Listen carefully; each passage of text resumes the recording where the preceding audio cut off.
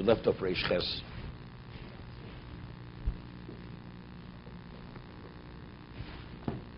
We're in the first paragraph in the Maharal, Reish Ches. He explained the Mishnah that it says, Kachi Darko Shel Torah. This is the way of Torah. Pas melech tocho ma'im suratishter. That you have to minimize your physical involvement, your material involvement in the physicality of the world if you want to have relevance to Torah.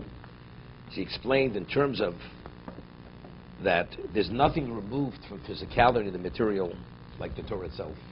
In terms, once asked the question, the Gemara tells us that in two locations,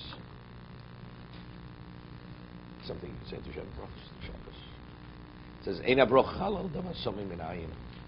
That brocha does not come on something which is concealed from the eye. Unless it's concealed from the eye, brocha will not come about. Sefer, the Gemara says that if a person brings in, before he brings in his harvest, he says at tefillah that his harvest should be abundant and everything should be good. Before he evaluates the quantity of the harvest, it's a valid tefillah. Once he brings it in and he estimates or evaluates what the harvest is, and he says the harvest should be blessed and so on and so forth, and I should have bounty, it's tefillah shov. Because once it's been quantified, it's been measured, it's been weighed, it's been quantified, bracha cannot come upon it. It's only if it's concealed from the eye, where it's an unknown quantity, then bracha, it has relevance to bracha. But once it's a known quantity, and long has relevance to bracha. Wait 1 second. You know what the Gemara says? You know the words. I give you a formula, how to figure out Einstein's theory of relativity. So now you heard the words. Do you understand what it means? Let me explain what it means. So, see, this is the way I train them to think, to listen before they speak. Okay. So the Maharal of Prague explains what is the rationale. Why only if something before it's quantified does it have relevance to bracha? Once it's been quantified, it doesn't. So he explains the concept of bracha is a spiritual concept. Anything within the spiritual realm is unlimited. It's not finite.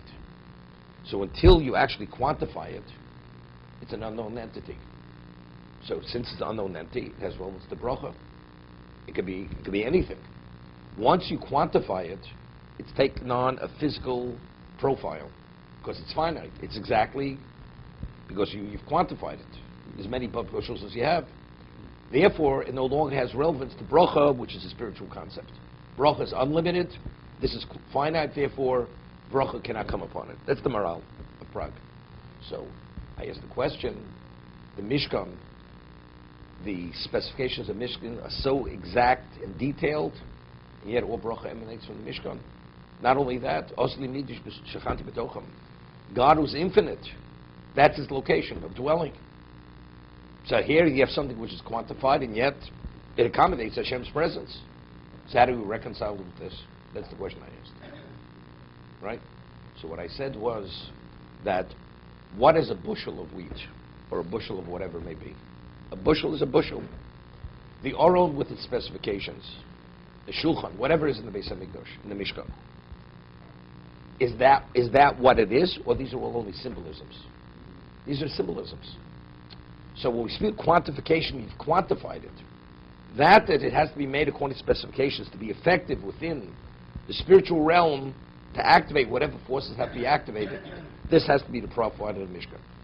But what is the Mishkan? Unknown entity. We have no idea what the Mishkan is. We know it's a location which accommodates God's presence. That's what we know. Why? Because it has these. Well, why those specifications? What's the significance of those specifications? They're all symbolisms. Therefore, that's not considered a quantification. Has relevance to bracha. But again, we see something of the spiritual has no relevance to something which is out of its realm of being. The Chaim Kosher writes in one location that the neshama, the soul, being able to be attached to the body is a miracle. Because he says it's more difficult, the soul and the body, in terms of what they are more contrary than fire and water. As water and fire cannot coexist, neshama and body cannot coexist. But yet, somehow, they're intertwined. Because if they wouldn't be intertwined, the person wouldn't live. The answer is it's no worse than by the borot, right? Fire and water, they coexisted. As Rashi brings the Chazal, Lasus Ritzon Konam. Hashem decrees to do the will of the Maker. They coexist. That's it. Neshama coexists. So Pasmal Tochal, as he's explaining, Torah is the ultimate in spirituality. The ultimate.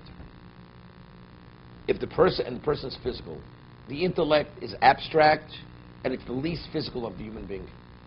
What the mind is. So if the person himself wants to create a setting that the setting for the study of Torah should be material, it's contrary to what it represents.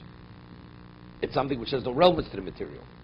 Therefore, unless you create an environment which is compatible to what Torah is, you will not succeed in that pursuit of spirituality. Give you an example. A person wants to be an Olympic swimmer. He's overweight, he's out of shape, and he continues to eat in a way where it has no there's no way he's going to be an Olympic swimmer. But the question is, but why not? The answer is because to be able to swim in that way, you have to be fit at the point that you could move in a certain way and glide through the water and the body movements. Otherwise, you're not going to be the Olympic swimmer. It just doesn't work. You can ask me why not. You say, go back to McDonald's. You figure it out yourself. To be continued. Really, the fact that we have